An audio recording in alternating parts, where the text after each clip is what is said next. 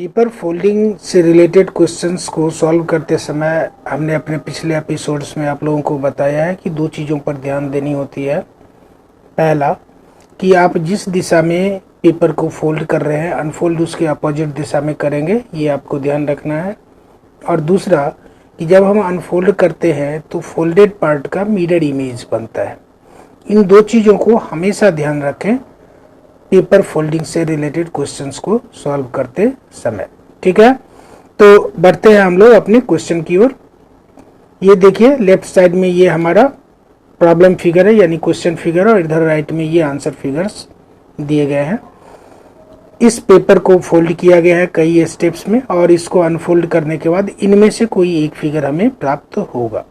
Unfolded paper sheet में ऐसा दिखेगा हमें। ठीक है, तो देखते हैं कैसे फोल्ड किया गया। सबसे पहले डायगोनली राइट की ओर इसको फोल्ड किया गया। ठीक है, और उसके बाद उसको ऊपर की ओर यानी कि फिर से एक बार इसको ऊपर की ओर फोल्ड कर दिया गया राइट की ओर।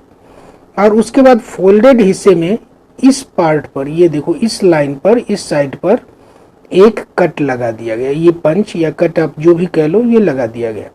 और उसके बाद अब हमसे पूछा जा रहा है कि अगर आप इस फिगर को अनफोल्ड करोगे पूरी तरह से यानी कि वापस इस स्टेज में लाओगे तो इनमें से कौन सा फिगर आपको दिखेगा, इसमें से कौन सी आकृति आपको दिखेगी उस अनफोल्डेड पेपर पर बनती हुई। अब चलो अनफोल्ड करना शुरू करते हैं। तो सबसे पहले हमने इसको किधर किया था, ऊपर राइट की ओर फोल्ड किया था। अनफोल्ड किधर करेंगे, नीचे लेफ्ट की ओर। ठीक है, तो अब इसको हम लेफ्ट की ओर अनफोल्ड करते हैं। तो जैसा कि बताया इसका क्या बनेगा, मिरर इमेज। ये अगर इस साइड पे है अनफोल्ड करने पर ये कहाँ आ जाएगा, इस साइड पे। ठीक है, तो ऐसी ही एक आकृति इस साइड पे बन जाएगी। अब हमें तब तक क्या, जब हम इसको अनफोल्ड कर चुके होंगे तो ये आधा हिस्सा हमें मिल चुका होगा, ऐसा ये आधा हिस्सा। अब हम इस हिस्से को अनफोल्ड किधर करेंगे, ये नीचे की ओर हुआ था तो अब हम ऊपर की ओर करेंगे। ये राइट की ओर हुआ था, अब इसको हम क्या करेंगे, ऊपर की ओर यानी लेफ्ट की ओर इसको अनफोल्ड करेंगे। जब इसको हम अनफोल्ड करेंगे लेफ्ट की ओर तो एक आकृति यहाँ पर ये देखो, ये आकृति और एक आकृति यहाँ पर ये आकृति यानी पंच, दो आकृतियां इस हाफ हिस्से में बन रही थी। अब दूसरे हाफ में भी ये आकृतियां बनेगी, एक इस साइड पर और एक इस साइड पर, यानी कि ऐसी आकृति हर साइड पर सेंटर में, जैसे यहाँ सेंटर में बनी हुई है इसी तरह से यहाँ, यहाँ और यहाँ बनेगी। ठीक है, हमें यही चीज अपने आंसर फिगर में खोजना है कि हमारे चारों साइड्स पर इस तरह की एक एक आकृति किस फिगर में हमें दिख रही है।